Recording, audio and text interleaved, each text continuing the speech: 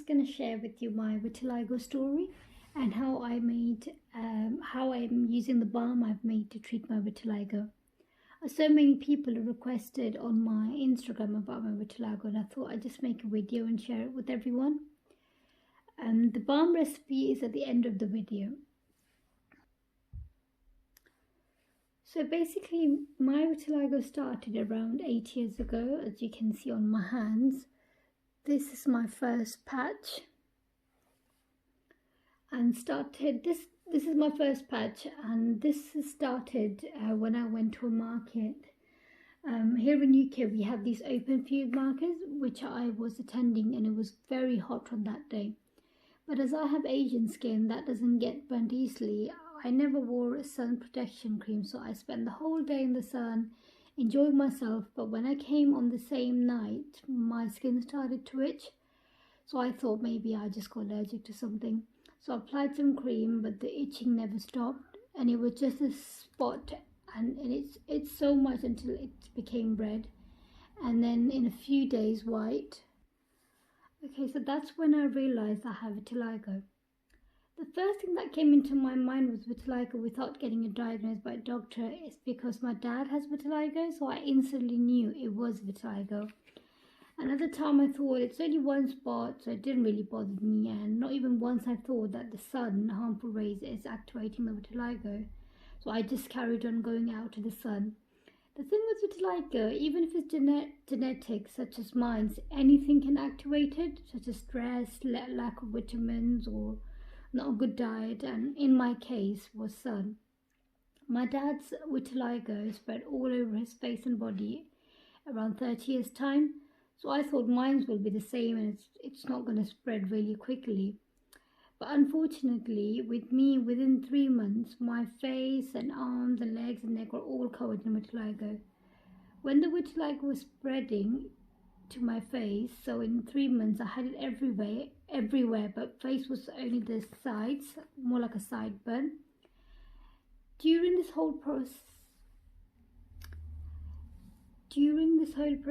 I didn't see any of my friends and family. I just couldn't. I didn't have the confidence. I didn't know what to say to the people, and this went on for a year. So for a year I didn't visit any family members. So when I eventually did, we went to our uncle's house, and I had my arms and feet covered with henna, lots of makeup to hide the vitiligo on my face, and I wrapped a scarf around so I can hide the side of my face too. But when we went there, the uncle came up to me and nice and loudly he said, "Oh, you have vitiligo? Yeah, I saw you trying so hard to cover your face, but I can still see it." And after that, I literally became numb. I can't remember what else he said. I was just shocked. I don't know why I was shocked, but I totally lost my confidence when he first spoke to me like that. But after a while, when I did come to my senses, everyone was just chatting away, and everything was back to normal. And I think I felt a relief and thought to myself that that wasn't as bad as I thought. And it was a festival. It was an Eid festival, and we were gonna visit all our family members' house. So when I went to my dad's sister's house, so before she can ask me, I went up to her and told her that I have vitiligo, and she was absolutely fine with it. And I didn't feel embarrassed, and what I did the same with everyone and told them myself instead of them pointing it out. And from that day on, I realized that I have to accept it first myself before expecting people to do it. And honestly, when I stopped stressing about vitiligo, it did slow down. So I personally think that when you have vitiligo and you start stressing over it, it does speed up and it does spread really quickly. So that's when my journey of treating my vitiligo started. I read numerous articles, read books, stories, spoke to people about it, and researched herbs and natural ingredients, etc. There are a couple of things that I've learned that I will discuss in the end. As I told you earlier, my dad has vitiligo since childhood, and he literally tried everything to treat his vitiligo, but it never got cured. It did stop, but never cured. The only thing that did work for him was UVB, which he did at home for a few months, but he said it was too slow and he just couldn't find the motivation to do so. So I decided to see my GP doctor to ask him for treatment. The first thing the GP said, he said, well, it's not hurting you. Why do you want to treat it? The thing is, yes, vitiligo doesn't hurt and it's not a disease, but a condition, but it does affect everyone differently, mentally especially. And from the culture that I came from, vitiligo is seen as a disease. And if you're a girl, then it's even worse. It might not be true for everyone, but I know many girls who are not able to find a life partner because of vitiligo. And I used to personally think that if I was married, I probably would have struggled to find someone. This is a sad reality of our culture. So back at the doctor's, I insisted I wanted a treatment, and finally he agreed, and I was sent to a dermatologist. And even the dermatologist said to me, because it was genetic and it doesn't hurt, etc., I shouldn't really treat it. But I was adamant, and he started the treatment. So if you're going to go to your GP, he probably discouraged you for the treatment, but be adamant and say you want the treatment. So, and the treatment was basically me going to the hospital 3 times a week and having a UV light treatment. It's like sun tanning booth where you stand in there without your clothes, and the treatment starts from 10 seconds and gradually goes up every visit until it reaches to a point where your vitiligo becomes pink. So this is a very, very slow treatment. And if you miss one day, you have to go back on timing. And if you miss the whole week, you have to restart from 10 seconds again. And that's so annoying, because it happened to me twice. I went on a holiday, and then once I had a baby, so I had to restart the whole treatment, and it was just really annoying. So during the first 2 years, yes, 2 years, I didn't see any changes. The nurses told me I was wasting my time. The follow-up appointment was with the doctor, always telling me that it's not working and that I'm wasting everyone's time, and there's me begging him to give me another 3 months. And he always did, actually.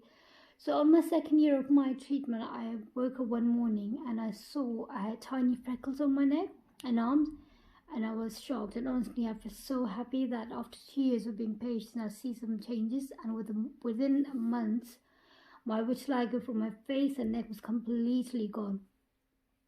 You can see my arm. This is where my skin came back. Like you can probably, I don't know if you can see it, but you can see some of the darker skin, and that's where my vitiligo used to be. So I used to have vitiligo all the way here and all the way up my arm, like this bit here. This was I can show you.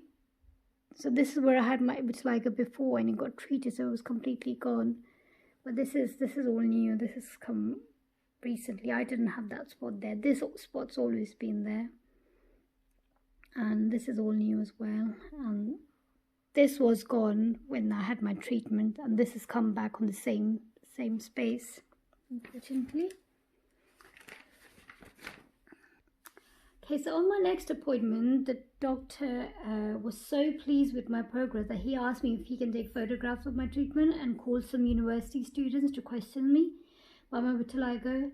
So yes, the UVB treatment worked really well for me.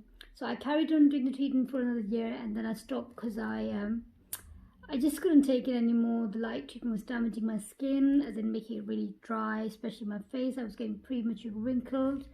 And because I only had 10% of vitiligo left, and in the areas I was able to hide with clothes, I thought it was best to stop the treatment.